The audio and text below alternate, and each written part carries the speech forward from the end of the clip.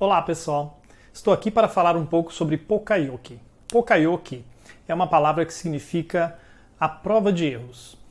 Esse tipo de conceito nasceu na Toyota na década de 30, através do Kishiro Toyoda. Ele criou um mecanismo baseado no tear manual que evita que o tecido saia com um defeito.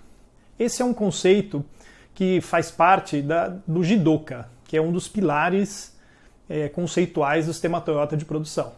Jidoka significa autonomação. Teremos um vídeo mais adiante para falar especificamente sobre esse tema. O tema de hoje é o Pokayoke. Pokayoke nada mais é do que dispositivos simples capazes de tomar automaticamente uma ação contra uma possível fonte de erro, prevenindo ou detectando a ocorrência de falhas. Eu gosto de mostrar esse exemplo, que é o exemplo da minha casa, onde nós tivemos um pequeno incidente, onde a minha sobrinha conectou, vamos dizer assim, o forno de micro-ondas na tomada 220, sendo que era 110. E, consequentemente, isso acabou gerando o que a gente chama aí de defeito. Então, o que nós criamos? Criamos um mecanismo Pokayoke, onde nós colocamos uma trava em cima da tomada 220 inicialmente. Em seguida, criamos um mecanismo de identificação visual para indicar qual é a tomada 110 e qual a tomada 220, como vocês podem ver na figura. Os Pokayokes têm duas funções básicas. Uma delas é a prevenção. A prevenção é aquela que evita que o defeito aconteça ou a falha aconteça. Esse é o mais comum e é o que a gente deve buscar fazer porque é um Pokayoke mais eficiente. Existe o Pokayoke de detecção. É aquele que detecta o defeito após a sua ocorrência. Esse também é um bom dispositivo, mas, de qualquer forma, o defeito já ocorreu. Então, esse caso, ele é um pouco menos eficiente, mas evita que o problema, o defeito, passe para o cliente. Muito bem, e esse conceito é importante porque quanto mais próximo do cliente a gente detectar o problema, pior é. Ele custa muito mais caro. Ou seja, se a gente, por exemplo, pega um defeito numa concessionária que vai entregar o produto para o cliente, um carro, por exemplo, já é tarde demais. Quer dizer, o produto já apresentou o defeito e precisa ser corrigido imediatamente. E para essa correção, o custo é muito elevado. Como vocês podem ver no gráfico, quanto mais próximo do cliente, mais caro é a recuperação ou a correção do defeito. Então o Pokayoke permite que você fique aí no nível 1, que está mostrando no gráfico, onde você detecta o problema logo no início, quando ele ocorre. Então é importante que você tente identificar quais são essas fontes de erros bem no início, antes mesmo dela seguir em frente para o próximo posto ou mesmo para o cliente. Quanto mais próximo ao cliente, mais custo você vai ter para corrigir aquele problema. Então, o Pokayoke ele evita algumas fontes de erro.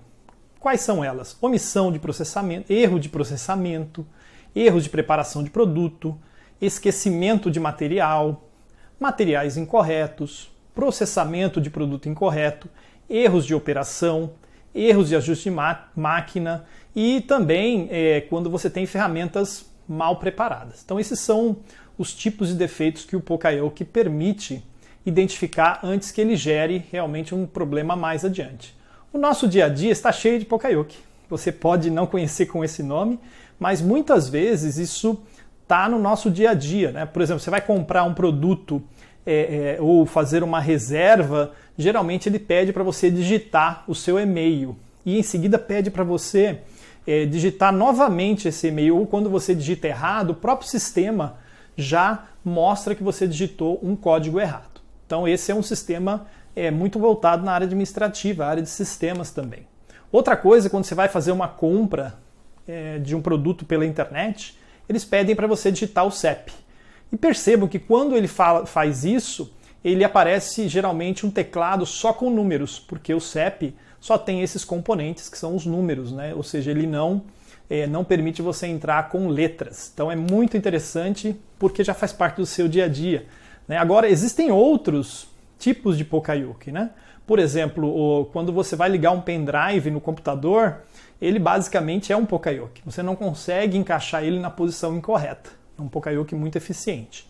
Agora, no seu carro também, você pode ter, por exemplo, um sensor de cinto de segurança. Né? Alguns carros mais avançados até falam para a gente colocar o cinto, que é o caso do meu carro.